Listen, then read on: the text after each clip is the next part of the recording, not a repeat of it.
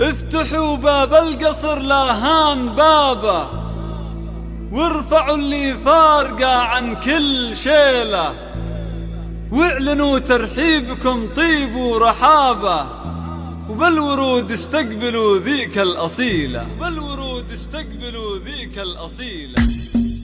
افتحوا باب القصر لا هان بابه، وارفعوا اللي فارقه عن كل شيله. افتحوا باب القصر لا هان بابه، وارفعوا اللي فارقه عن كل شيله، واعلنوا ترحيبكم طيب ورحابه، بالورود استقبلوا ذيك الأصيلة. هذه أم عيسى كالظبي العدامة، هامة الخفرات في عقل وسكينة، قدرها غالي لها كل احترامه، فارقة عن جيلها من وقت حينه. هذه أم عيسى كالظبي العدامة، هامة الخفرات في عقل وسكينة، قدرها غالي لها كل احترامه، فارقة عن جيلها من وقت حينه. 05 64 94 41 أو من خارج المملكة 00 966 56 06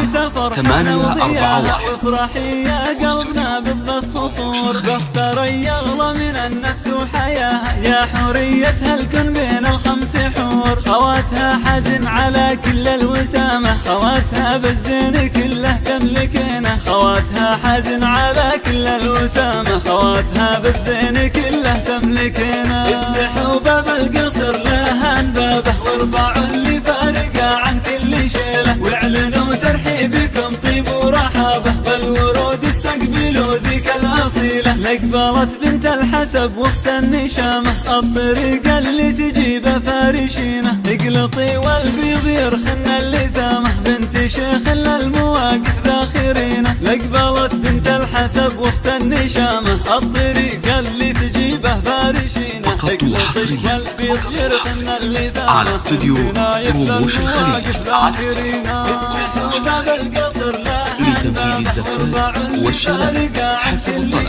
للتواصل على رقم ثاني من داخل المملكة 05 60 64 98 41 أو من خارج المملكة 00 966 56 06 49 841. هامة الخفرات في عقل وسكينة، قدرها غالي لها كل احترامه، فارقة عن جيلها من وقت حينه. افتحوا باب القصر لا هان بابه، وارفعوا اللي فارقة عن كل شيله، واعلنوا ترحيبكم طيب ورحابه، بالورود استقبلوا ذيك الأصيلة. نوري يا عيسى فرحتنا وضياها، وافرحي يا قلبنا بالسطور، باختر يغلى من النفس وحياها، يا حريتها الكن بين الخمس حور. خواتها حزن على كل الوسامة، خواتها بالزين كله تملكينه، خواتها حزن على كل الوسامة، خواتها بالزين كله تملكينه. حسب الطلب. افتحوا باب القصر لا هان بابه، وارفعوا اللي فارقه عن كل 05